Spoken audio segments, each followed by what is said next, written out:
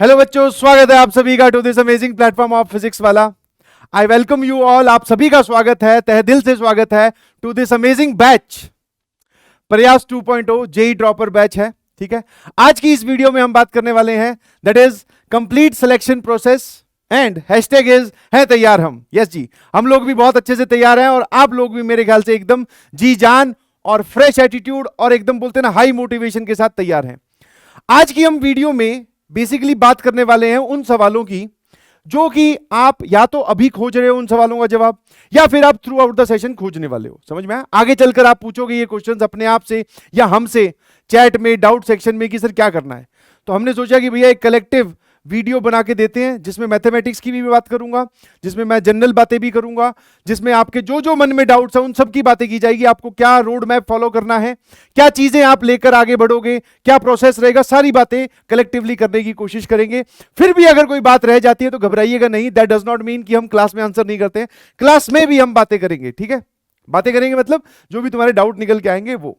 समझ पा रहे हो मेरी बात? बिल्कुल सही। ठीक है, अच्छा एक चीज बोल दूं, टैगलाइन जो थी that is complete selection process, उसके नीचे एक डिस्क्लेमर है। समझ में आया? है ना? भगवान ने जब इंसानों को बनाया ना तो बड़े ही खूबसूरती से बनाया। समझ में आया कि सबको अलग अलग दिया है, सबको सबके पास अलग अलग चीजें, सबके पास जितने घूम रहे धरती पे सबके पास। हाँ, कुछ कुछ इंटरसेक्शन में निकल आती है चीजें, कुछ कुछ चीजें कॉमन है। समझ में आया कि नहीं समझ में? तो जैसे मैंने लिखा कंप्लीट सिलेक्शन प्रोसेस, मेरे ख्याल से आपकी जो इस वीडियो से एक्सपेक्टेशन है वो बढ़ गई होंगी कि सर हम इन चीजों को फॉलो करेंगे तो क्या हमारी सारी चीजें, हमारी अच्छी रैंक आ जाएगी। तो आंसर इज यस। बट इसके साथ साथ मैं आपको पहले ही बता दूं कि भैया एक चीज है जो आप पे डिपेंड करती है, जो किसी वीडियो से या फिर किसी भी चीज से आपसे मैं वो वेरी नहीं करवा सकता जब तक आप नहीं चाहोगे। समझ में? This is somewhat like something like मैं बोलूंगा आपको गाना सुनाओ। अब गाना सुनाओ सर, वो तो हमारे पे डिपेंड करता है ना, हम किस सुर ताल और लय में। अगर हमारा मूड नहीं है सुनाने का तो आप हमें कितना भी बोल दो, नहीं सुनाएंगे या फिर अच्छा नहीं सुनाएंगे। समझ पा रहे हो? ये जस्ट एक एग्जांपल है। तो एक चीज जो आप के पास है, आपके अंदर लाई करती है, दैट इज सेल्फ एफर्ट्स जिसको बोलते हैं बेटा, एफर्ट्स जिसको बोलते हैं। मैं सारी बातें बता के जाऊंगा। इनफैक्ट जब हम पढ़ाते हैं तब भी हम एक साथ बहुत सारे बच्चों को पढ़ाते हैं। सर ऐसा क्यों है कि कुछ लोग ही सेलेक्ट हो पाते हैं और कुछ लोग सेलेक्ट नहीं हो पाते? ऐसा क्यों? क्योंकि मैंने आपको बातें लिखी कि भैया ये फॉलो करना है, ये फॉलो करना है, ये होगा, ये होगा, ये होगा। अब सबने अलग अलग एनर्जी से उसमें काम करना स्टार्ट किया, अलग अलग एनर्जी से, अलग अलग एफर्ट से, अलग अलग मोटिवेशन से। ठीक है, कोई जो है वो नॉर्मल सीरियस ले रहा है, बोले हाँ सर ठीक है कर लेंगे। कोई जो है वो एकदम सीरियस, बोले सर आपने लिख दिया, अब ये बात हिलनी नहीं चाहिए, कुछ हो जाए चाहे। ठीक है, कोई जो है वो इग्नोर ही कर रहा है, बोले सर हमें पता है पहले से, आप ना बताइए प्लीज। ठीक है, सबके अलग अलग मोटिवेशन है। समझ में आया? तो आपकी रैंक, आपका आने वाला रिजल्ट आपके एफर्ट्स पे डिपेंड करता है, और आपके एफर्ट्स ना ही आप में कोई बना सकता और ना ही आपसे कोई छीन सकता। कमरे में बैठ के आप कितनी मेहनत कर रहे हो ये ना ही कोई एक्सटेंड कर सकता और ना ही कोई दबा सकता। इस बात को फील करने की कोशिश कीजिए प्लीज। पढ़ो ना, जी जान लगा के पढ़ लो 12 घंटे, हालत खराब हो जाएगी बाकी दुनिया की। मत पढ़ो, एक भी घंटे मत पढ़ो, क्लास अटेंड कर ली, बाकी दुनिया आगे निकल जाएगी। समझ पा रहे हो? This is in your hand. कुछ चीजें हमारे हाथ में है, कुछ चीजें प्लान के हाथ में होती है, बट जो मैक्सिमम जो चीज गवर्न करती है, जिसका झंडा सबसे ऊपर लहराएगा, वो आपके हाथ में है। आपको इस बात को समझना पड़ेगा और फील करनी पड़ेगी इस बात को, तब जाके मजा आएगा। समझ में आया कि नहीं समझ में आया? चलिए जी स्टार्ट करते हैं with the very first question. बहुत सारे लोगों के दिमाग में ये डाउट है कि सर ड्रॉप लेना सही रहेगा क्या? तो अच्छा पहले ही बोल देता हूं, this is my personal opinion. जब भी आप ऐसा कोई डिसीजन लेते हैं तो आप अपने पेरेंट्स को इन्वॉल्व कीजिए, अपने परिवार में जो भैया दीदी हैं जो इस बैकग्राउंड से हैं, जिन्होंने जेई की तैयारी की है, या फिर मोहल्ले में कोई ना कोई ऐसा जानकार आपके मिल जाएगा। समझ में आया? जिनको हम मेंटर्स भी बोलते हैं, उनसे सलाह कीजिए। समझ पा रहे हो? हाँ है ना? बट एक कलेक्टिव आंसर मैं बोलूं कि जो लोग फर्स्ट ड्रॉप लेते हैं वो कौन से होते हैं? या तो सिर्फ और सिर्फ स्कूल फोकस्ड, जिन्होंने 11वीं 12वीं में स्कूल्स की तैयारी की, बट सर अब हम जो है जेई में आना चाहते हैं। फर्स्ट वैरायटी ये। दूसरा, irregular with class 11th and 12th, irregular with class 11th and 12th, मतलब उन्होंने कोई कोचिंग तो ज्वाइन की थी बट सर बात जमी नहीं, थोड़ी ऊपर नीचे होने लगी तैयारी, या तो हमने वो कोचिंग छोड़ दी रास्ते में ही, या फिर सर हमने वहां गए बट हमारा वहां पर मजा नहीं आ रहा था। समझ में? मजा मतलब हमारी ही एरर था, हम वहां पे जा नहीं रहे थे, समझ में कम आना हो गया, या फिर इतना प्रेशर हम कैसे झेलेंगे, वो वाली सिचुएशन। ये कभी कोचिंग गई नहीं, ये कोचिंग गई बट बात जमी नहीं। ये वाली जो है कोचिंग भी गए, पढ़ाई भी की, जैसा बोल रहे थे वैसा किया भी सर, बट हमारा रिजल्ट जो हम एक्सपेक्ट कर रहे थे वो नहीं आया सर, कम रह गया। कोई बात नहीं, दिस इज बिट नेचुरल। हो सकता है उन 3 घंटों में आपके साथ उतनी परफॉर्मेंस नहीं निकल के आई जितनी निकल के आनी चाहिए थी। समझ पा रहे हो?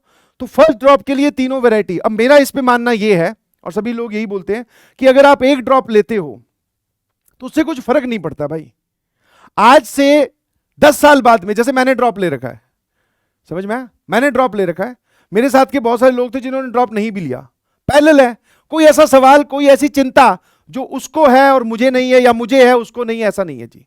Life is fair and unfair to all, सबके साथ बराबर का हिसाब होता है। समझ पा रहे हो? तो ऐसा नहीं है कि आपकी जिंदगी में से 1 साल कम हो जाएगा। अभी आप अगर अपनी जिंदगी में अपनी जिंदगी को पलटने का एक मौका जब गवर्नमेंट दे रही है, मैं तो ये खुद बोलता हूं हमेशा कि जब गवर्नमेंट बोल रही है कि भैया दूसरा अटेम्प्ट भी है, तो वो किन लोगों के लिए, एक बार सोच के बताओ, वो किन के लिए होगा? सर यही तो वैरायटी है जिनके लिए होगा, और क्या है? समझ पा रहे हो? तो मेरे ख्याल से आपको अपने आप को एक मौका देना चाहिए। समझ में आया? देना चाहिए, और सारी चीजें समझ कर फिर देना चाहिए कि हाँ सर मैं तैयार हूं। समझ में आया? हाँ, ये भी हो सकता है सर नहीं एक्सपेक्टेशन से रिजल्ट आया, कोई बात नहीं, इस बार और हिट हार्ड करेंगे। समझ में आया? फिर से घूम के आ गए हैं सर, देखते हैं क्या होता है। बिल्कुल समझ में आ रहा है? फिर एक सबसे जनरल जो डाउट घूम रहा है वो आजकल, सर हम सेकंड ड्रॉप लें कि नहीं। To be very honest, second drop JEE वाले में, देखो नीट के अगर बच्चे होते तो वहां पे चलता है सेकंड ड्रॉप बहुत आसानी से, बहुत फ्रीक्वेंटली पेरेंट्स और बच्चे दोनों आगे बढ़ के निकल के आते हैं, बोले हाँ सर हम लेंगे, डॉक्टर बनना ही बनना है। समझ में आया? क्योंकि वहां पर अलग गेम चल रहा है। यहां पर जो है जेई में, जेई वाले फील्ड में या मैथमेटिक्स वाले फील्ड में आप बोल सकते हो, यहां पर सेकंड ड्रॉप जो है वो बच्चे बहुत कम लेते हैं। अब इसमें दोनों बातें हैं बेटा, जो लेते नहीं है क्या वो सर बहुत अच्छे हैं, और जो ले लेंगे क्या सर उनकी जिंदगी में कोई दाग लग गया, या फिर मतलब वो बैक फुट पे आ गएगा, दूसरा ड्रॉप ले रखा है, दुनिया क्या बोलेगी? देखो भैया दुनिया तो कुछ ना कुछ बोलेगी ही बोलेगी। आप ड्रॉप ना लो तब भी, आप ड्रॉप ले लो तब भी, आपका कुछ हुआ तब भी बोलेगी, आपका कुछ नहीं हुआ तब भी बोलेगी। तो दुनिया का मत सोचिए प्लीज। सेकंड ड्रॉप में जो मेरा ओपिनियन है, फिर से मैं बार बार एक चीज बोल रहा हूं, you should involve your parents, your भैया दीदी, आपके जो नियर अबाउट जिनसे आप कांटेक्ट कर सकते हो, टीचर्स जो इस चीज को जानते हैं, उनसे जाकर उसको डिसीजन को मिल के लीजिएगा प्लीज, मिल के। समझ पा रहे हो? तो सेकंड ड्रॉप में मेरा ओपिनियन है कि बहुत कम बच्चे इसको लेते हैं, बट इसमें 2 वैरायटी एग्जिस्ट करती है कि सर मैं तैयार हूं, मुझे पढ़ना है और मैं इस बार करके दिखाऊंगा अच्छा। तो मैंने कहा कोई दिक्कत नहीं है, फिर आप आ जाइए प्लीज। अंदर जो गुस्सा इकट्ठा हुआ है, जो आग इकट्ठी हुई है, उसको कोई रास्ता तो देना ही है। हम पता चला सर फर्स्ट ईयर में चले गए और हम बार बार सोच रहे हैं, हम ये बार बार देख रहे हैं कि यार वहां पर होता तो इस बार ये कर देता, आईआईटी में पहुंच जाता। तो अगर ऐसा कुछ है तो ज्यादा मत सोचें, आ सकते हैं। बट मैक्सिमम लोगों का जो मैंने यहाँ पे डिसीजन देखा है सेकंड ड्रॉप के बारे में, वो नहीं लेते हैं। समझ में आया? वो क्या करते हैं, इसमें 2 एटीट्यूड चल जाते हैं फिर से। एक बोलेंगे सर कॉलेज के साथ हम पढ़ाई कर लेंगे, कॉलेज के साथ देखो जी पढ़ाई होती नहीं है, ठीक है, पहली सी बात। हाँ, कॉलेज के साथ इस लेवल की सीरियस पढ़ाई नहीं हो सकती जिससे आपको आईआईटी मिले, नहीं हो सकती। आप अपने आप को बेवकूफ बनाकर वहां लेके जा सकते हैं। दूसरा, बहुत सारे लोग जो है वो कॉलेज में एडमिशन ले लेते हैं प्राइवेट कॉलेजेस में, ठीक है।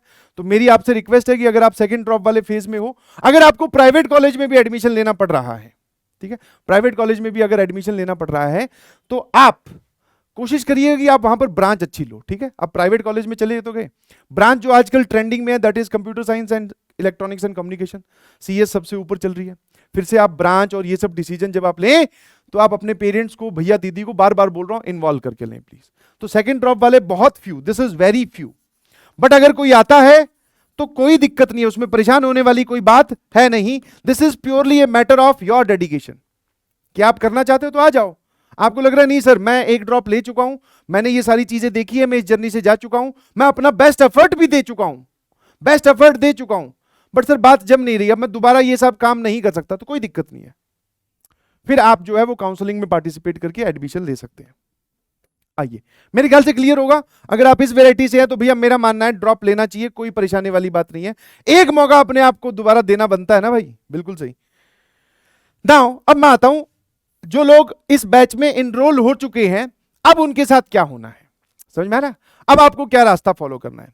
सबसे पहले जब आपकी क्लास स्टार्ट होगी तो आपके सामने लेक्चर आएगा, ठीक है, हाँ है ना, सारी बातें कवर करता हुआ चलूंगा, जल्दी जल्दी सुनते जाइएगा।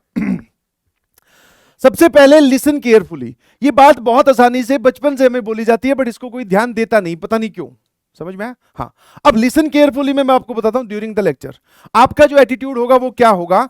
आप होगा सर सामने देख रहे होंगे, फटाफट सर ने जो लिखा वो मैं भी लिख लेता हूं अपनी कॉपी में, समझ में आया? ड्यूरिंग द लेक्चर आपका ये होगा, लिख लेता हूं बाद में ना लिखना पड़े, नहीं जी, लिखे हुई की पीडीएफ तो मैं तुम्हारे तक पहुंचा दूंगा, बट अगर मान लो ऐसी कोई बात बोल के निकल गया जो मुझे समझाना था, जो आपका अटेंशन स्क्रीन पे होना चाहिए था, वो अटेंशन नहीं हुआ तो समझने के लिए आपको फिर टाइम स्पेंड करना पड़ेगा, फिर वीडियो वापस से देखनी पड़ेगी। तो सबसे पहली चीज है कि सर लिखने और समझने में से किस पे ज्यादा ध्यान दे, तो समझने पर। सर लिखने वाला काम नोट्स कैसे बनाएं, ये आपका जो है एरर या फिर ये वाला जो डाउट है, ये पूरे सेशन चलता रहेगा। सर नोट्स कैसे बनाएं, आप जरा देखना, आपने एक सवाल लिखवाया जिसकी स्टेटमेंट थी 4 लाइन की, उसके ऑप्शंस थे सर बड़े बड़े, मान लो इंटीग्रेशन की बात करता हूं, ये एक सवाल दिया और उसके ऑप्शन थे बड़े बड़े। अगर मैं भी लिखने बैठूं तो मुझे 10 मिनट चाहिए बेटा इसको लिखने के लिए कॉपी में। सर सवाल लिखने पड़ेंगे, जी बिल्कुल, आप ऐसे थोड़ी नोट्स बनाओगे, थ्योरी लिख ली सवाल गायब ही है। सवाल ढूंढने के लिए सर हम फिर क्लिक करके पीडीएफ तक जा रहे हैं, इतना प्रोसेस को डिफिकल्ट मत कीजिएगा, ये आपके हाथ में है, अभी शुरुआती दिन है तो आपको ये लिखना तो पड़ेगा। सर ड्यूरिंग द लेक्चर लिख सकते हैं, भाई साहब ड्यूरिंग द लेक्चर लिखना, समझना, इसका सॉल्यूशन भी नोट करना, उस लेवल का सर हिट करना दिमाग, इतना पॉसिबल नहीं है। तो फिर सर क्या करना है आप हमें समझाइए प्लीज। तो आपको यह करना है कि आप ड्यूरिंग द लेक्चर आराम से समझने वाले मोड से बैठेंगे। मैं मैथ्स की बात कर रहा हूं, ठीक है, मैं मैथ्स की बात कर रहा हूं और ये मेरे पढ़ाने का तरीका बता रहा हूं जो जनरल क्लासेस में चल रहा है, जो बच्चे फॉलो करते हैं। फाइनली जो हम इस डिसीजन पहुंचे हैं, नोट्स और रिवीजन आप क्लास के बाद में करेंगे। अब क्लास के बाद में बताता हूं, इसमें एकदम क्लैरिटी, आप यहां पे समझने पे ध्यान देंगे, पूरा समझने की कोशिश करना। आप एक रफ नोटबुक लेके बैठेंगे, कैसी नोटबुक, रफ नोटबुक, मैं आपको सवाल दूंगा, कुछ कॉन्सेप्ट्स डिस्कस करेंगे, ध्यान से समझना है, ठीक है। कुछ लोग तो है वो फेयर नोटबुक भी लेके बैठते हैं, बिल्कुल सही, या फिर नोट्स वाली बुक भी लेके बैठते हैं। सर जितना पॉसिबल हो सका हमने लिख लिया, ठीक है, लिखने पे ज्यादा एफर्ट हमने नहीं डाला। अब सर आपने क्वेश्चन दिया, हमने रफ नोटबुक में आपके पैरेलली सॉल्व किया, देखा कि जवाब हमारा मैच कर रहा है कि नहीं, मैच कर रहा तो बहुत अच्छी बात, नहीं मैच कर रहा तो रीजन क्या था। तो आप रफ नोटबुक में मेरे साथ चलते जा रहे हैं और आप वहां पर रफ हिसाब से सॉल्व कर रहे हैं। ये हुआ ड्यूरिंग द लेक्चर की बात। जब आप लेक्चर खत्म हो गया, इसके बाद में अब आपके पास पीडीएफ पहुंचाई जाएगी नोट्स की। एक बच्चा खुश, बिल्कुल, बोले सर जब पीडीएफ पहुंचाई दोगे तो मैं क्यों लिखूं। भैया खुद के लिखे हुए नोट्स, अगर कहीं से भगवान की प्राप्ति हो सकती है, भगवान की प्राप्ति का बात अगर मैं बोलूं, दैट मींस अगर हाईएस्ट रैंक आ सकती है, आपका अचीवमेंट बहुत बड़ा हो सकता है, तो वो है नोट्स खुद के। तो आपको क्या करना है, after the lecture sir revision भी करनी होती है, मैंने कहा पीडीएफ नोट्स आपके पास आ चुके होंगे, समझ पा रहे हो। अब उनको देख देख कर फटाफट लिखना स्टार्ट करो, फटाफट, ठीक है। ग्रीन ब्लू पेन लगाना है लगाओ, बट स्पीड थोड़ी तेज होनी चाहिए। फिर बोल रहा हूं आराम से नहीं, आपके पास टाइम कम है, हर इंस्टेंट पे टाइम कम है, सर तेज फटाफट, बिल्कुल सही, लिखना स्टार्ट करेंगे। और अगर आपने ये वाला काम 100% किया है तो आप एक चीज फील करेंगे, जब आप ये लिख रहे होंगे ना, तो कानों में पीछे मैं आपको बोलता हुआ सुनाई दूंगा। हाँ, अगर आपने ये ढंग से किया है तो जब आप लिख रहे होंगे कि अच्छा सर ने बोला था x+1 का, इधर 1 को इधर लेके जा रहे हैं तो -1 होगा, और सर ने यहां पे बताया था कि स्क्वायर क्यों किया है, ये आपको सुनाई देगा अगर आपने ढंग से सुना है तो रिवीजन का मतलब, कुछ लोग सोचते हैं सर दोबारा वीडियो देखनी है। भाई साहब दिमाग थोड़ी खराब है आपका, टाइम थोड़ी है हमारे पास इतना, दोबारा वीडियो 2.5 घंटे का या 2 घंटे का लेक्चर हमने पहले देखा, नोट्स बनाने के लिए फिर से नहीं। ड्यूरिंग द लेक्चर ऐसी कोई बात जो स्क्रीन पर नहीं लिखी हुई है बट मैं बोल के निकल गया, मैंने बोला इंपॉर्टेंट है, जैसे ये बोला कि भैया ये कॉन्सेप्ट आईआईटी जेईई में 4 बार रिपीट हो चुका है, सर हम लास्ट में ढूंढेंगे कि कौन सा इंपॉर्टेंट कॉन्सेप्ट है जो आईआईटी जेईई बार बार पूछ रही है। इससे बढ़िया आपने बोला वहीं पर ही, जो आप ये रफ नोटबुक है उसमें लिख देना कि भैया स्लाइड नंबर, ये वाली स्लाइड नंबर यहां दिखाई देता है बट फिर भी नहीं दिखाई दे, तो आपको इतना समझ में आता है। इस सवाल के लिए बोला था सर ने कि बेटा ये वाला सवाल सबसे इंपॉर्टेंट है, बार बार रिपीट हो रहा है। ऐसी कोई भी बात, कॉन्सेप्चुअल बात भी हो सकती है, जनरल इंफॉर्मेशन भी हो सकती है। तो आप नोट्स कैसे बनाएंगे, सर पीडीएफ को देखकर क्लास के बाद में। अब इसमें भी भैया सब्जेक्ट वाइज वेरी करता है, टू बी वेरी ऑनेस्ट। कई बार मैं देखता हूं कि कुछ लोग ड्यूरिंग द लेक्चर भी आपको टाइम देंगे कि बेटा ये लिख लीजिए, समझ पा रहे हो। तो सर ऐसा टाइम आप क्यों नहीं दे सकते, बिकॉज हमारे पास सिलेबस थोड़ा ज्यादा है और समय सवाल ज्यादा करने हैं, प्रैक्टिस ज्यादा करना है। और रिवीजन और नोट्स जब एक साथ हो रहे हैं लेक्चर के बाद में, लेक्चर के बाद में, तो उसमें क्या समस्या है भाई, बिल्कुल सही सर, समझ पा रहे हो, बिल्कुल सही, कोई दिक्कत नहीं है। रिवीजन और नोट्स आफ्टर द लेक्चर। जैसे ही आपका लेक्चर खत्म हो गया, 3 लेक्चर रहेंगे पर डे, उसके बाद में जो आपका डेली टास्क है वो है डीपीपी और गिवन होमवर्क। क्लासेस के बाद में आपको होमवर्क दिया जाएगा 100%, आप उस होमवर्क को फॉलो करते हुए फटाफट कंप्लीट कर लीजिए। ये सर काम हमें कब कर लेना है, वापस you have to be on your toes. Time की कमी हमेशा रहेगी, सर ये काम हमें अगली क्लास से पहले कर लेना है, अगली क्लास से पहले। अब आप कब करते हो, केमिस्ट्री पहले कर रहे हो कि फिजिक्स बाद में कर रहे हो कि मैथ्स बीच में कर रहे हो या मैथ्स को कल सुबह उठ के कर रहे हो, वो मेरा मैटर ऑफ कंसर्न नहीं है। जब मैं दोबारा अगली क्लास में आऊं उससे पहले आपका काम ये कंप्लीट होना चाहिए। कभी भी करो, वो तुम्हारी टेंशन है। डेली पाओ, डेली निपटाओ, दिस इज अवर गोल। जो आपको मिला है आज का काम वो अगली क्लास से पहले कंप्लीट, बस इसी से ही पैरेलल में चल पाओगे, वरना गड़बड़ हो जाएगी। मेरे ख्याल से ये एकदम कहानी क्लियर है। इसमें अगर आप कोई मॉडिफिकेशन करना चाह रहे हो अपने हिसाब से तो कर लीजिएगा, बट ये एक बेसिक रूल है, मेरे ख्याल से समझ गए। अगला जो हमारा पॉइंट है that is stick to the basic rules. Basic rule क्या है आपको समझ में आता है। आपको डेली बेसिस पे ये चेकलिस्ट है जो हमें कंप्लीट करनी है कि हम नोट्स बना रहे हैं कि नहीं बना रहे हैं, क्लास हम रेगुलरली अटेंड कर रहे हैं कि नहीं कर रहे हैं। बस हाँ, एक ही चीज में आप क्लास मिस कर सकते हो, दैट इज अगर आपकी तबियत खराब हो तो। बहुत ज्यादा तबियत खराब है सर, हम नहीं अटेंड कर पा रहे हैं, टेक प्रॉपर रेस्ट, फिर वापस आइएगा, बैकलॉग कंप्लीट कीजिएगा प्लीज। एवरीडे आपको ये काम करना है, किसी भी चीज को मिस नहीं करना है। रिवीजन आपकी एकदम ऑप्टिमम लेवल पे होनी चाहिए। मैंने आपको रिवीजन सिखा दी है कि आपको कैसे करनी है। उसके बाद में sir test is the very important thing. समझ में आया? Test is the very important thing. Test ही आपको एनालिसिस देता है और मैं टेस्ट के बारे में बात करूंगा। नाउ मैं आता हूं very strict to yourself. Yes, इस बात को ध्यान रखिएगा, अपने लिए एक बहुत तगड़े नियम सेट कर लीजिए प्लीज कि मैं कुछ भी हो जाए ये काम नहीं करूंगा, मैं कुछ भी हो जाए ये वाली चीज नहीं करूंगा, मतलब इनमें से कोई भी चीज छोड़ूंगा नहीं।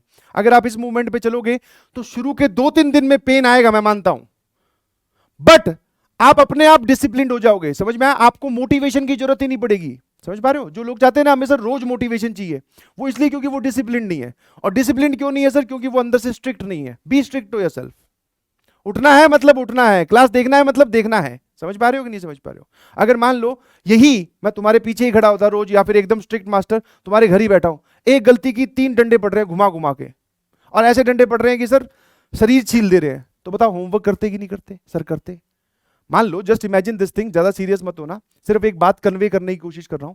5-10 लोग मेरे सामने बैठे हैं, मैंने बोला कि भैया काम करके आना, नहीं आओगे ना तो हड्डियां तोड़ दूंगा, और आपको पता है कि ये मास्टर तोड़ देता है। मान लो ऐसा माहौल है, अगली क्लास में हम जाते हैं, ये सब हमने फेस देखा है, हम जाते हैं होमवर्क भी करके ले जाते हैं, जो वो चाहता है ना याद करके ले जाते थे बचपन में, याद है?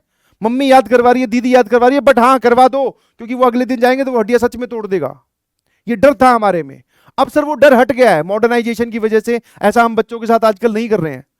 तो भैया ऐसा आपको खुद के लिए स्ट्रिक्ट होना है।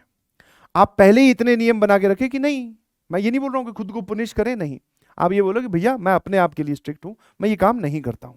आपको एक स्टैंड लेना पड़ेगा, एक अंदर से आपकी आवाज उठानी पड़ेगी, आपको मना करना पड़ेगा अपने दोस्तों को, पेरेंट्स को, कि आपको जाओ, अगर घूम के आना है, किसी शादी में जाना है जाओ, घर की चाबी और खाने पीने का मेरा रख जाओ, मैं तो यहां पे पढ़ रहा हूं। ये बात आपको बोलनी पड़ेगी। गो विद द फ्लो में रहोगे, दोस्त जा रहे हैं घूमने, सर हम भी चलते हैं, क्या दिक्कत है? उनकी जिंदगी और हमारी जिंदगी में परिवर्तन क्या है? ये छोटे छोटे जो आप डिसीजन लेते हो वो परिवर्तन लाते हैं। एक इंस्टेंस पे तो कुछ भी नहीं होने वाला। ठीक है, एक सिंपल सवाल भी निकल के आता है, सर क्या करें, खिचड़ी पका रखी है हमने, समझ में आया? खिचड़ी पका रखी है, लास्ट में हमारे पास कुछ नहीं निकल के आया, नोट्स ही रफ कॉपी है, रफ कॉपी ही नोट्स है, नोट्स के अंदर ही सवाल सॉल्व कर रखे हैं, डीपीपी वाले, मॉड्यूल वाले, समझ ही नहीं आ रहा है। एक चैप्टर हमारा 3 कॉपी में खत्म हुआ। मैंने पूछा क्यों भाई, ऐसा क्यों? बोले सर वो डीपीपी वाले, मॉड्यूल वाले सवाल भी वहीं। मैंने कहा ऐसा मत कर यार, लास्ट में ये जो आप पढ़ोगे इनको रिवाइज भी तो करोगे, या फिर एक बार पढ़ लिया बोले बस जिंदाबाद? नहीं सर, पढ़ना भी है दोबारा। तो कितनी नोटबुक बनानी है, सिंपल सा सवाल है, बेसिक वाला, बट फिर भी समझा देता हूं। एक क्लास नोट्स की सुंदर सी नोटबुक होनी चाहिए। व्हेन आई से सुंदर सी, आई डज नॉट मीन, मैं आपको अपनी कहानी समझा देता हूं। राइटिंग अपनी अच्छी थी पहले भी, तो हम क्या करते थे, जमा जमा के लिखते थे रंग। अच्छा मैं बताऊं क्या फॉलो कर रहा था कि भैया रफ, पहले जो ऑफलाइन की बात कर रहा हूं, पहले जो टीचर पढ़ा रहा है उसको मैं रफ में लिखूंगा, घर जाके एकदम सुंदर रेड कलर से हेडिंग, ग्रीन कलर से फिर सब टॉपिक, फिर उसकी थ्योरी, रेड ब्लैक कलर से क्वेश्चन, ब्लू कलर से आंसर, ऐसा चल रहा था। एक दिन गुरुजी ने पकड़ लिया, वो जो हमारे टीचर थे, बोले ये ऐसे तेज तेज क्यों लिख रहा है? मैंने कहा ये रफ कॉपी है, घर पे जाके फेयर करूंगा। तो उन्होंने मुझे एक सिंपल सवाल पूछा, बोले इतने टाइम है तुम्हारे पास? मैं कहा नहीं। समझ पा रहे हो? तो वही सवाल आपको अच्छा इस तरीके से बनाना है कि आप उसको पढ़ के समझ सके, ना ही ये कोई चेक करने वाला आ रहा, और ना ही मतलब अगर इसका दूसरी दुनिया के अगर रिस्पेक्ट में इसकी वैल्यू देखो तो इसकी वैल्यू 0 है, ये किसी काम नहीं आएंगे, एक दिन ये रद्दी में बेचे जाएंगे। बट अगर आपके रिस्पेक्ट में सोचूं तो इसकी सबसे ज्यादा वैल्यू है। सर समझ में आ रहा है कि नहीं समझ में आ रहा है? ये हमारे लिए भगवान समान है, आपको ये रिस्पेक्ट देनी पड़ेगी। तो आपको ऐसा नहीं है कि जमा जमा के लिखने हैं, बट हाँ एक डिसेंट टाइम देते हुए आप नोट्स कंप्लीट करिए। यहां पर मैंने एक चीज लिखा हुआ है, यहां पर आप इंपॉर्टेंट बात लिखेंगे, मतलब नोट्स दिखने में ऐसे होने चाहिए। इंपॉर्टेंट वो वाली बातें जो सर ने बोल के निकल गए बट कहीं पर लिखी हुई नहीं थी, बट हमने अपनी भाषा में लिख ली। Select your language, it is not compulsory कि वो इंग्लिश में हो, ऐसी भाषा में लिखो कि जिसमें आपको समझ में आया कि सर ने बोला था ये वाला कॉन्सेप्ट आईआईटी जेईई इतनी बार पूछ चुकी है, यही बात एज इट इज लिख लो, ताकि जब रिवाइज कर रहे होगे आज से 6 महीने बाद में तो वो बात लिखी हुई वहां दिखा देगी आपको, अपने आप बता देगी भाई साहब ये इंपॉर्टेंट है। और at the end of the chapters आप अच्छे सवालों का एड्रेस लिखेंगे, अच्छे सवालों का एड्रेस, समझ पा रहे हो? एड्रेस मतलब कि हमारे को इस चैप्टर में 5 डीपीपी मिली, डीपीपी नंबर 6 का 5 डीपीपी मिली, डीपीपी नंबर 5 का चौथा सवाल, डीपीपी नंबर 4 का 7वां सवाल, जिसमें मैं अटका था। अच्छे सवालों की परिभाषा सबके हिसाब से अलग अलग होती है। जिस सवाल में आप अटके थे उनका एड्रेस, मॉड्यूल जब आप चैप्टर के दौरान सॉल्व कर रहे होंगे, मॉड्यूल जब आप चैप्टर के दौरान सॉल्व कर रहे होंगे तो 4 एक्सरसाइज है। क्या सर रिवीजन के वक्त हम चारों एक्सरसाइज करेंगे? तो आंसर इज नो।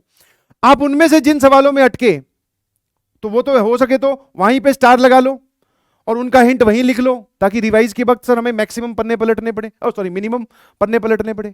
वरना उनका address end of the chapter एक पेज छोड़कर उसमें लिख लो कि ये सवाल मेरे हिसाब से अच्छे हैं। अब इसमें ढूंढने मत चले जाना मार्केट में सर कौन सा सवाल अच्छा है, जिसमें तुम अटके वो सवाल अच्छा है, क्योंकि वही आपको वापस अटकाएगा। समझ पा रहे हो? बस सिंपल चेक बता रहा हूं, ज्यादा इसको कॉम्प्लिकेटेड करने की कोशिश ना करें। फिर सर यहां पर आते हैं सॉल्यूशन नोटबुक। 2 टाइप की बनानी है, एक डीपीपी वाली एक मॉड्यूल वाली, बिल्कुल सही। और डीपीपी वाली भी sequence wise, DPP 1, DPP 2, DPP 3। जब मैं यहां आता हूं तो ये आपने क्लास के दौरान या क्लास के बाद में आपने तैयार किए। ये वाली जो है ये आपकी रफ नोटबुक की तरह ही होंगी। ये कैसी होंगी? रफ नोटबुक ही होंगी। कैसे सर? क्योंकि जब हम डीपीपी सॉल्व करने बैठेंगे तो ऐसा नहीं है कि पहले हम रफ कॉपी में सॉल्व कर रहे हैं, सॉल्यूशन ठीक है सर आ गया, अब इसको सर डीपीपी वाली सॉल्यूशन नोटबुक में, नहीं जी बिल्कुल गलत।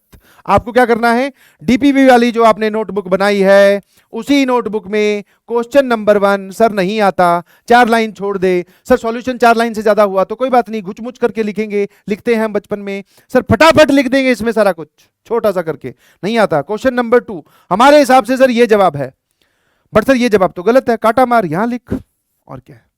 ऐसी चलनी चाहिए डीपीपी सॉल्यूशन नोटबुक, ऐसी। सर ऐसी होनी चाहिएगा, नहीं जी यही आपकी रफ बुक, आप यही सॉल्व कर रहे हो। क्वेश्चन नंबर 3 नहीं आता, जगह छोड़ो। क्वेश्चन नंबर 4 सीक्वेंस में चलते जाना, डीपीपी नंबर 2 इसके बाद, डीपीपी नंबर 3 इसके बाद। समझ में? Same goes with module. Exercise number ये वाला ये सवाल किया है, ताकि आपको अगर इनके सॉल्यूशंस ढूंढने पड़े तो कहां ढूंढोगे, इसलिए तैयार करवा रहा हूं। कहां ढूंढोगे फिर इनको बाद में? मान लो मॉड्यूल में एक बहुत जोरदार सवाल था और आपने बोला कि सर ये अच्छा सवाल है, आपको पता चल गया, उसका सॉल्यूशन कहां ढूंढोगे? नेट पे टाइप करके। सर मिल जाएगा, टाइम वेस्ट कितना होगा वो भी तो देख ले, तेरे पास टाइम होगा क्या?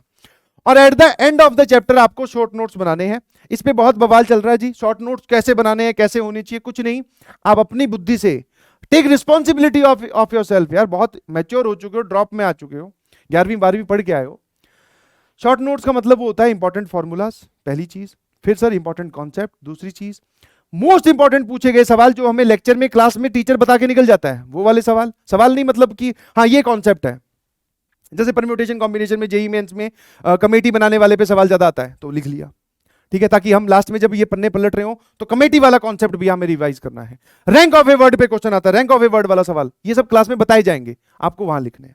और अच्छे सवालों का एड्रेस जो आप यहां लिख रहे हो वो इसमें भी लिख लो, और ये सबके अपने अपने हिसाब से अलग अलग है भाई, समझ पा रहे हो?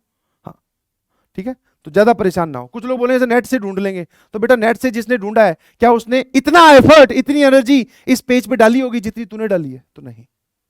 और सर ये कैसे कैसे करना है? ड्यूरिंग द क्लास पैरेलल में नोट्स कवर होंगे, और सर ये तो हम होमवर्क कर रहे हैं तो वहां पर, और सर ये वाला जो काम है चैप्टर खत्म होते ही, चैप्टर खत्म होते ही, चैप्टर खत्म होते ही, होते ही ऐसे लिख रहा हूं, मतलब आप इस चैप्टर को खत्म कर दिया बट आपने दूसरे चैप्टर के 1 या 2 लेक्चर हो चुके तब तक इस काम को निपटा देना, ज्यादा डिले मत करना, ठीक है।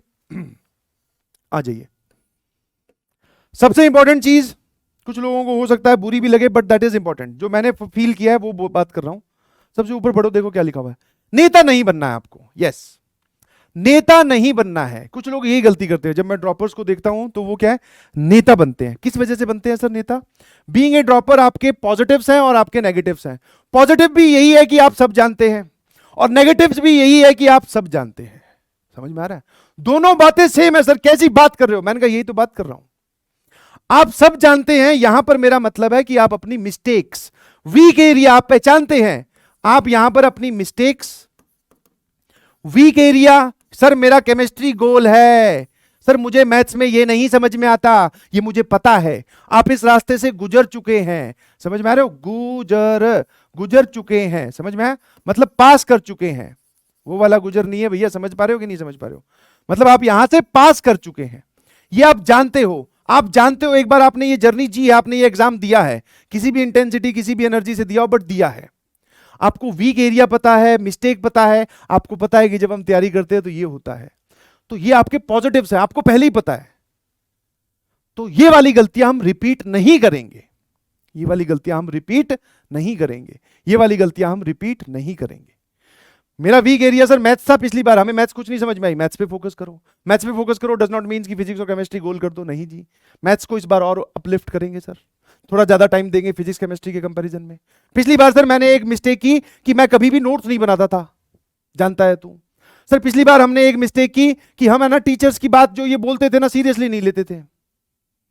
आप गुजर चुके हैं, आप सब जानते हैं, दीज आर योर पॉजिटिव्स, आप जानते हैं अपनी गलतियां। अब आता हूं नेगेटिव्स पे, ये भी सब जानते हैं। इसमें बनते हैं बच्चे नेता, मैं बताता हूं। ऑफलाइन क्लास चल रही थी, सामने 40 बच्चे बैठे थे, मैं ही पढ़ा रहा था, सामने पीछे एक बच्चा देख रहा हूं कि लिख ही जा रहा है, जबकि मैं कुछ लिखवा ही नहीं रहा हूं, ऐसे खड़े होकर बात कर रहा हूं, अभी मैंने सिर्फ हेडिंग डाली है, वो लिख रहा है। मैंने कहा बेटा क्या लिख रहा है?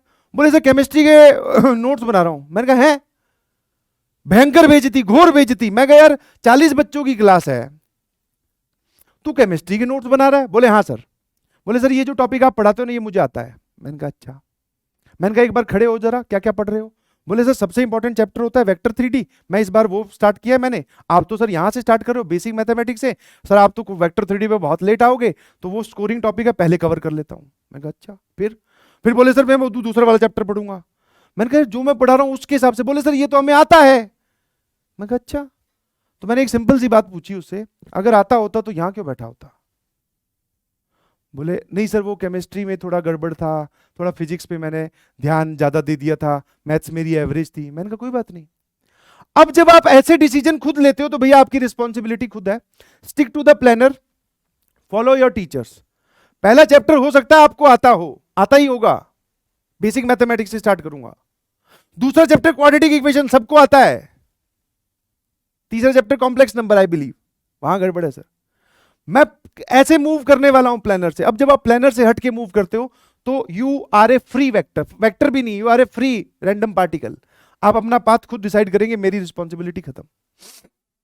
मैं जानता हूं जो टॉपिक्स इंपॉर्टेंट है मैं थोड़ा उनमें कभी बीच में आऊंगा, कभी थोड़ा लास्ट में भी जा सकता हूं। परंतु आप एक बात समझने की कोशिश करें कि अगर आप ऐसा डिसीजन ले रहे हैं तो बेटा रैंडमनेस की वजह से आप कभी फॉलो ही नहीं कर पाओगे, कभी टेस्ट नहीं दे पाओगे, टेस्ट में बैठोगे ही नहीं।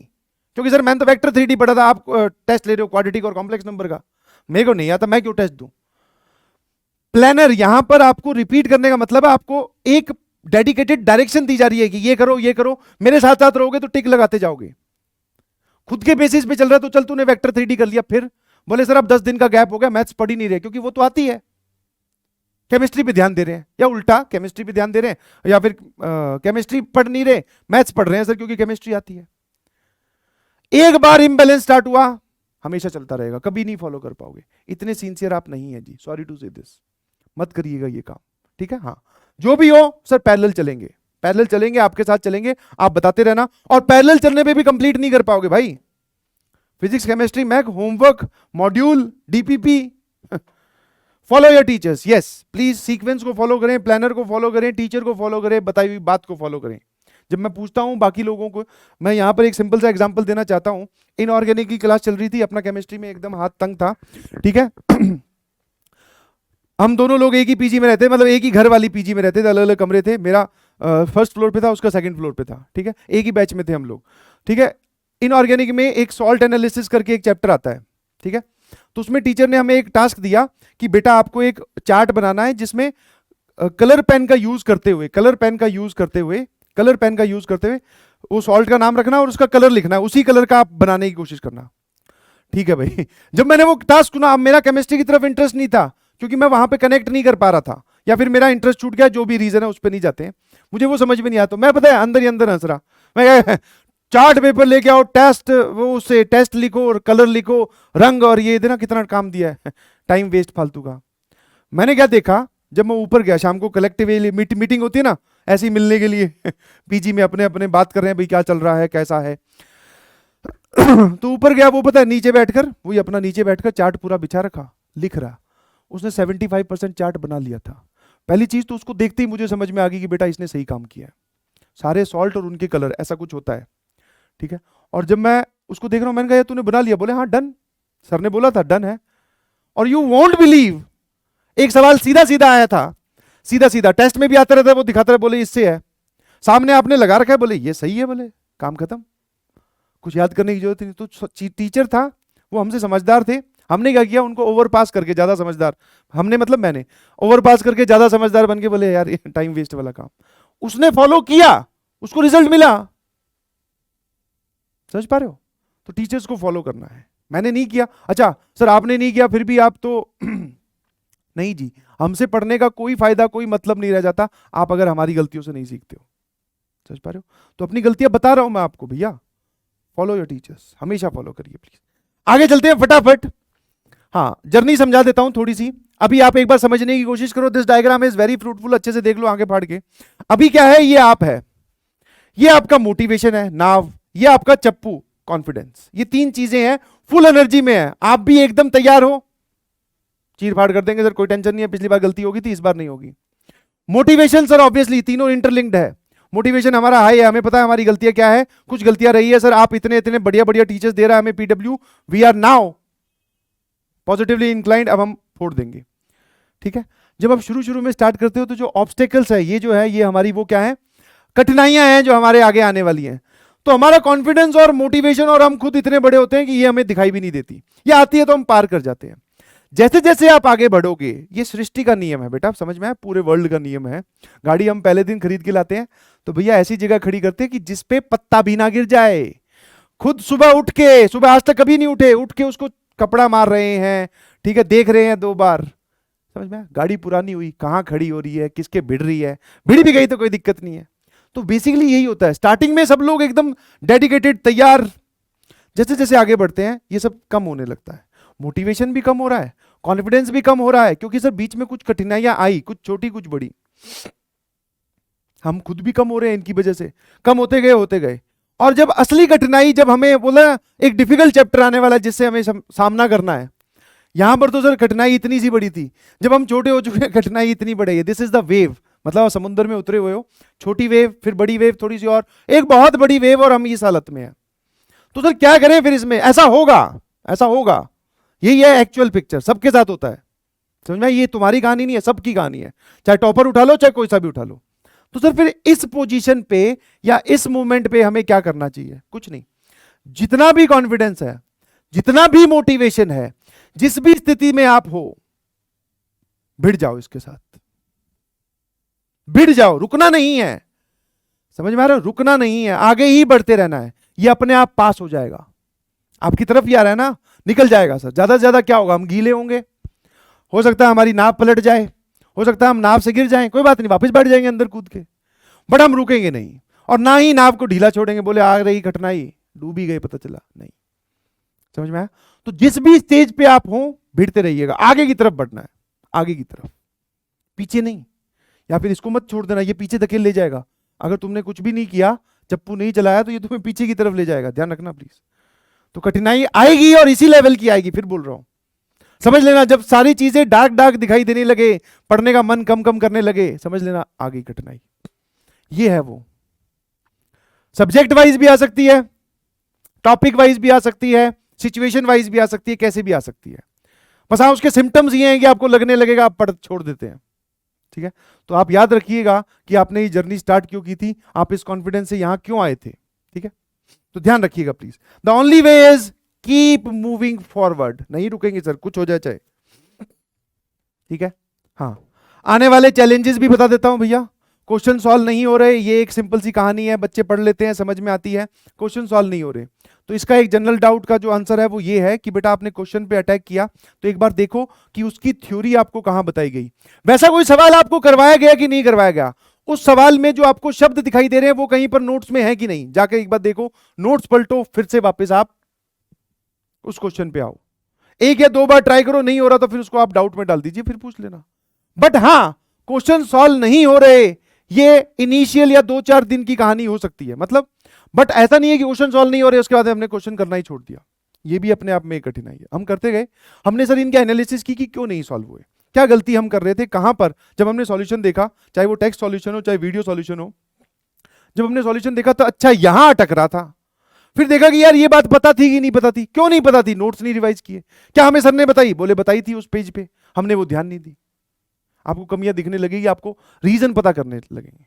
बैकलॉग सब लोग जानते हैं, इस पे ज्यादा डिस्कशन करने की जरूरत नहीं है। बैकलॉग जो है वो आप ही की वजह से क्रिएट होता है जी, ठीक है।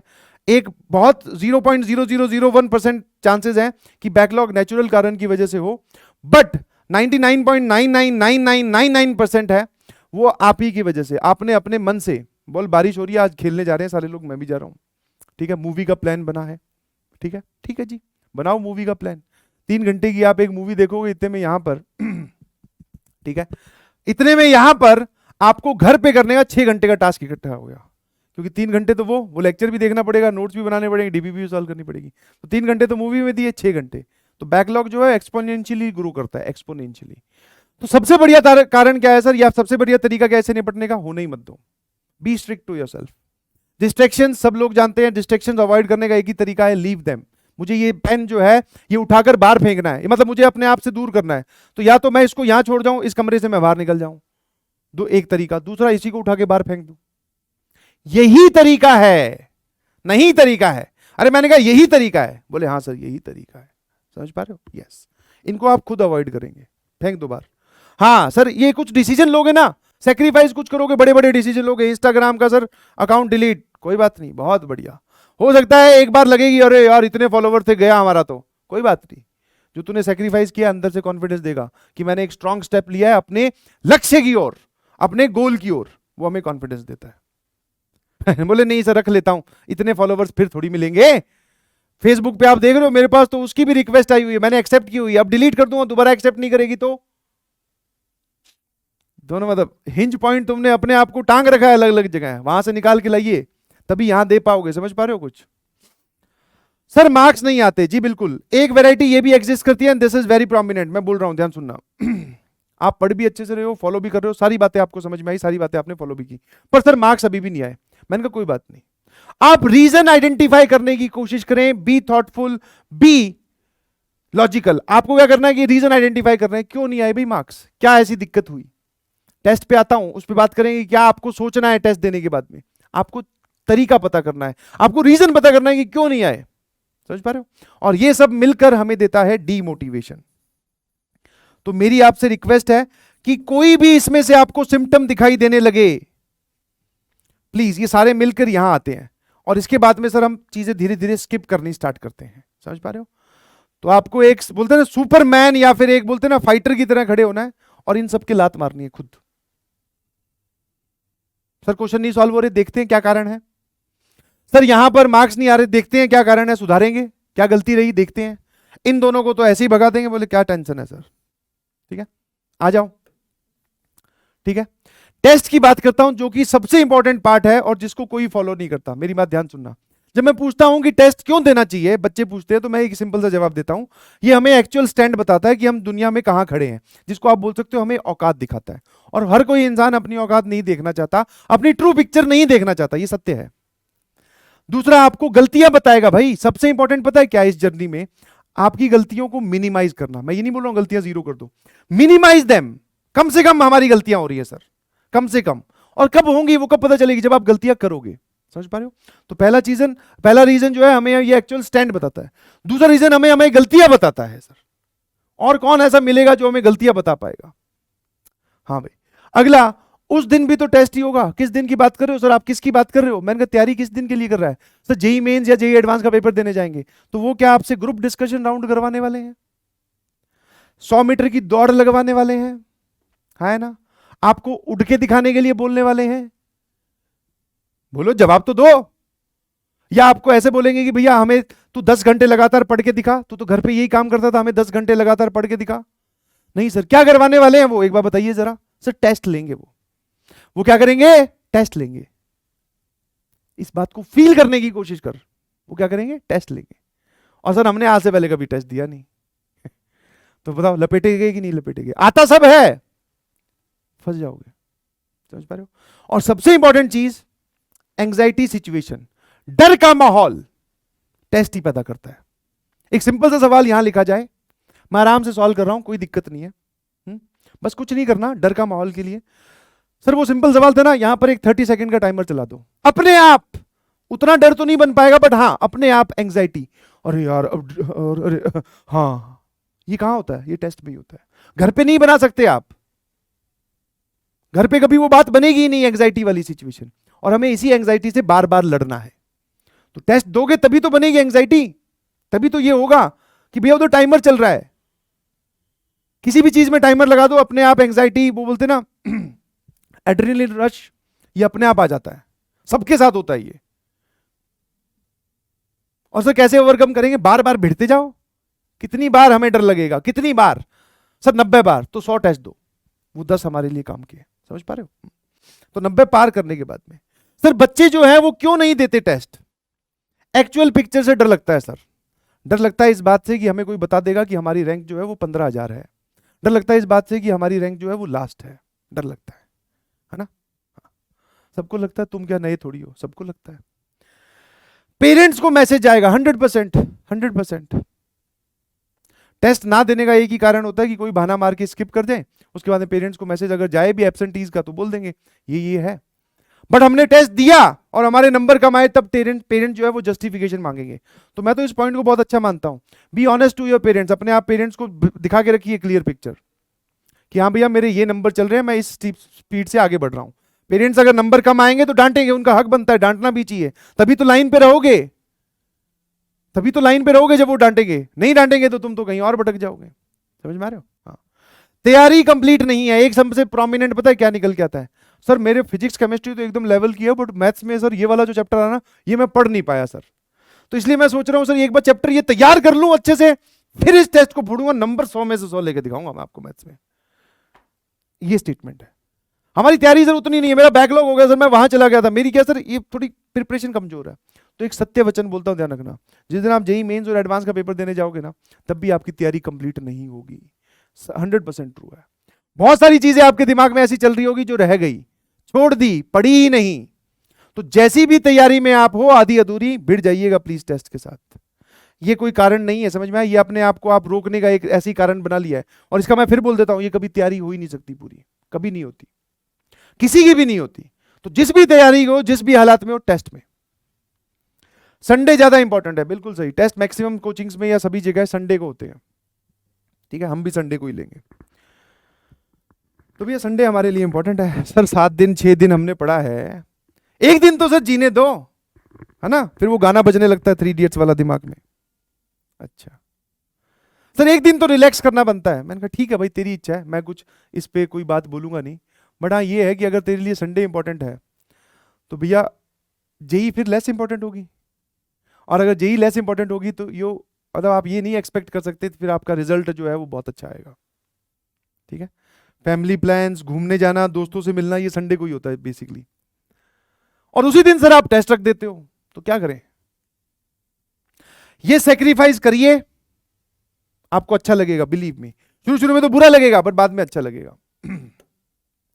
फिर मैं मैथमेटिकली बात करता हूं। ठीक है, हाँ ये सर आपने हाथी क्या बना रखे बताता हूँ। ठीक है, मेरा वो हमेशा ही सही यही तरीका रहा है कि आपके तक इंफॉर्मेशन ऐसी पहुंचाई जाए जिससे आपको बात समझ में आने लगे, दिमाग में घुस जाए, वो बात निकल ना पाए। ठीक है, तो मैथमेटिक्स में जब आप देखोगे तो मैथ्स की बात कर रहा हूं मैं, 3 वैरायटी के क्वेश्चन आपको मिलेंगे। फर्स्ट इज जो आपको क्लास में करवाए गए और जो प्रोसीजर बेस्ड होता है, जिसमें मैंने ये समझाया कि ऐसे करना, ऐसे करना, ऐसे करना, ऐसे करना, जवाब आ जाएगा। बहुत बढ़िया सवाल आया सर, ऐसे किया, ऐसे किया, ऐसे किया, ऐसे किया, जवाब आ गया। बीच में कोई कैलकुलेशन एरर छोटी मोटी हुई तो जवाब गलत आया या नहीं आया, हमने देखा, हमने उसको रेक्टिफाई कर लिया। बहुत आसान और बहुत ही प्रोमिनेंट वैरायटी। जेई मेंस उठा लो, जेई एडवांस उठा लो, ऐसे सवाल आपको मिलेंगे। ठीक है, जेई एडवांस में थोड़े कम रहते हैं बट रहते हैं। फिर आती है जेई एडवांस की बात। Sir second variety that is thoughtful questions. जो आपने बताया ऐसे ऐसे ऐसे ऐसे, वो ठीक है सर, पर ये जो है उसमें थोड़ा एक एंगल, ट्रिकी क्वेश्चन जिसको आप बोलते हो, थोड़ा सोचने के लिए बोल रहा है। सीधा सीधा आप अटैक नहीं कर पाओगे। ऐसे सवाल आपको सोचने पे मजबूर करते हैं कि इसमें कोई नई बात लग रही है बट बता रखी है, वो लग रही है सोच और लगा। Maximum questions of this variety, मतलब ये एडवांस का फ्लेवर है, वो यहां से पूछते हैं सवाल, वो सवाल यहां से पूछते हैं, सोचने वाले सवाल। ये सबसे इंपॉर्टेंट वैरायटी है। ये जेई मेंस आप बोल सकते हो, कुछ कुछ एडवांस में भी आते हैं इस वैरायटी के। और सर मैक्सिमम एडवांस वाले सोचने वाले सवाल, आपको पहले डराया जाएगा, सवाल डरा ही दिया, इतना भयंकर सवाल लिख के दिया है कि आप उसमें अटैक ही नहीं कर पा रहे हो। 4 लाइन में स्टेटमेंट है और बड़े बड़े ऑप्शंस हैं। बोले छोड़ो सर, इससे कौन डरेगा, बट अगर उसको ध्यान से देखा जाए तो कुछ नहीं था, बोले उस सवाल में कुछ भी नहीं था। सोचने वाले। तीसरी वैरायटी आती है जिसके पीछे जनता भागने की कोशिश करती है। एक ऑनेस्ट रिव्यू देता हूं, ध्यान सुनना। तीसरी वैरायटी, मैं का मेरा मतलब यहां पर मैं नहीं है, मैं अपने आप को ऐसे प्रोजेक्ट नहीं कर रहा हूं कि भैया मैं ही सर्व ज्ञाता हूं, नहीं जी, ठीक है। मैं का मतलब है कि आपका जो टीचर पढ़ा रहे हैं, वो जो आपके सामने टीचर खड़े हैं, मैं मैथ्स की बात कर रहा हूं, ध्यान रखना, मैं सॉल्व करके दिखाऊंगा तभी होंगे। मतलब एक वैरायटी मैथ्स में ऐसी भी एग्जिस्ट करती है जो जेईई एडवांस में बहुत कम, यस, समझ में। और अगर आएगा भी वो सवाल तो इसमें ध्यान से देखो, अगर आपने वो सवाल पहले से सॉल्व किया हुआ है तभी आप वो सवाल दोबारा से सॉल्व कर सकते हो, वरना नहीं कर पाओगे। सर कैसी बात करो, ऐसी वैरायटी होती है जी, होती है, समझ पा रहे हो। तो ये होते हैं टफेस्ट क्वेश्चन। इसमें सोचने वाले में टफ कुछ नहीं है, हाँ लेंथी कैलकुलेशन हो सकती है, लेंथी तो यहां पर भी हो सकती है, तो ये दोनों चीजों में प्लस लेंथी जोड़ दे तो वो आपको टफ लगने लगता है। ये वाले वो सवालों की बात कर रहा हूं जिनको अगर कोई सॉल्व करके आपको दिखाए कि ऐसे ऐसे करना था, तब आप कर सकते हो, या फिर ऐसा ही फिर कोई मिलता जुलता सवाल आया तब आप कर सकते हो, अदरवाइज नहीं कर सकते, समझ में। तो मैं देखता हूं कि मैक्सिमम लोग, इस जनता इसके पीछे भाग रही है, भागने की जरूरत ही नहीं है। This is very few, 0.1%। सवाल आ भी जाता है तो हम उसको इग्नोर करेंगे, लास्ट में सॉल्व करेंगे पेपर में, ठीक है। और ऐसा नहीं है ऐसे नहीं बताए जाएंगे ड्यूरिंग द लेक्चर्स। तो ये 3 वैरायटी चल रही है, हमें इन दोनों पे काम करना है। और थॉटफुल वाले सवालों को सर हम कैसे अटैक कर सकते हैं, जब आप घर पे टाइम देते हो सवाल सॉल्व करने पर, इन क्वेश्चंस पे जब आप टाइम देते हो, इनको अच्छे से एनालाइज करते हो, नोट्स अच्छे से पढ़ते हो, बेसिक्स आपके कमजोर नहीं है, तब आप इन पे सोच पाते हो, ठीक है। और अगर मैं सब्जेक्ट वाइज बात करूं तो मैं इंपॉर्टेंट चैप्टर्स यहां नहीं डिस्कस कर रहा हूं, बिकॉज फिर वो ये कुछ लोग नेता बनना स्टार्ट हो जाएंगे, बोले सर इंपॉर्टेंट चैप्टर्स पहले करवा दो, नहीं जी। बट फिर भी अगर मैं बात करूं कि मैक्सिमम कवरेज किन का है, जब ये चैप्टर्स आपके स्टार्ट होंगे, coordinate geometry, vector 3D, AOD, calculus. Calculus के यहां पर मैंने छोटे छोटे बच्चे और दिखाए हैं, because integration, differential equation, differential calculus, बहुत सारी छोटे छोटे चैप्टर्स मिलकर कैलकुलस बनता है, फंक्शंस, ठीक है, हाँ, एरिया अंडर द कर्व, और भी बहुत सारे हैं। ये तो ये 4 हाथी हैं जो मैथ्स का मैक्सिमम पोर्शन कवर करते हैं। इसके बाद में आप बोलो कि मैथ सिर्फ और सिर्फ 10 या 10 मार्क्स की बचती है, जिसमें अलजेब्रा आ जाती है, ठीक है, और वो बाकी चीजें आ जाती है जिसको आप बोलोगे statistics, height and distance, mathematical reasoning, वो वाले, ठीक है। तो सारी बातें हम मैथमेटिकली क्लास में करेंगे, बट ध्यान रखिएगा प्लीज, जब ये 4 हाथी स्टार्ट हो, जैसे कोऑर्डिनेट ज्योमेट्री स्टार्ट हो गए एक्टिव, वेक्टर 3D जब भी स्टार्ट होगा एक्टिव, बोले ये नहीं जाना चाहिए, एओडी जब भी स्टार्ट हो जाएगा application of derivatives active, calculus. इसके अलावा मैं ये नहीं बोल रहा हूं इन्हीं से सवाल आते हैं भाई, please do not misunderstand my statement. सवाल सीक्वेंस एंड सीरीज से भी आता है, पीएनसी से भी आता है, सवाल ट्रिग्नोमेट्री से भी आता है, समझ पा रहे हो, हाँ, ठीक है। तो ये वाले हैं, इन पे आपको ध्यान देना है प्लीज। मैं यहां पर सारी लिस्ट इसलिए नहीं बता रहा हूं क्योंकि वो क्लास में डिस्कस करेंगे, ठीक है, हाँ। तो आपको जो है वो बेसिक स्ट्रेटेजी गेम प्लान बता दिया जा रहा है, ठीक है। ये जब स्टार्ट हो फुल एक्टिव मोड में रहिएगा, समझ में। हो सकता है सर ये लास्ट में, जैसे ये वाली चीज लास्ट में आती है, ठीक है, ये तीनों हाथी जो है वो लास्ट में आएंगे ऐसे एक साथ, ये थोड़ा पहले आ जाएगा। तो जब ये तीनों एक साथ आए और लास्ट में आए तो तैयार, बोले नहीं छोड़ेंगे, एक बार और अपने आप को पंप किया, नहीं गलत होने देंगे सर कुछ भी, ठीक है। एट लास्ट मैं आपको एक छोटा सा टास्क और देता हूं, ठीक है, क्लास स्टार्ट होने से पहले। This is important task. अभी क्या है, पिछले 2-3 अटेम्प्ट अगर आप जेईई मेंस के देखते हो तो उन्होंने क्या है, टेस्ट का टेस्ट सीरीज बना दिया है जो फाइनल अटेम्प्ट ले रहे हैं। और जब वो टेस्ट का टेस्ट सीरीज बना रहे हैं तो उन्होंने कोई सवाल छोड़ा ही नहीं, समझ में आया। पहले ऐसा होता था कि मेंस जो है इस टॉपिक से सवाल पूछेगा, हाँ, मेंस मतलब सीबीएसई पैटर्न, ऐसा बोला जाता था, बिल्कुल 100%। पहले से ही बहुत सारे टीचर जो है वो प्रिडिक्ट कर देते, बोले इस चीज से सवाल आएगा, आता भी था क्योंकि वो पैटर्न को फॉलो करते रहते थे। अब क्या हुआ है इन कुछ सालों में, सिर्फ मैथमेटिकली अगर मैं बात करूं तो उन्होंने एक तो उस पैटर्न को तोड़ दिया, कहीं से भी सवाल आ रहा है, हाँ, समझ पा रहे हो, कहीं से भी सवाल आ रहा है, जिसपे एडवांस जाके टच करता था वहां पे मेंस भी जाके पहुंच गया है, बोले इसका उठा लो। रीजन बहुत आसान सा है, बिकॉज जब आप इतने इतने टेस्ट बना रहे हो, इतनी इतनी शिफ्ट है, 5 5 शिफ्ट, 7 7 मतलब 7 7 दिन टेस्ट हो रहा है, हर एक में 2 2 शिफ्ट, मतलब 14 पेपर एक सेशन के, फिर ऐसा ही दूसरा सेशन हो रहा है।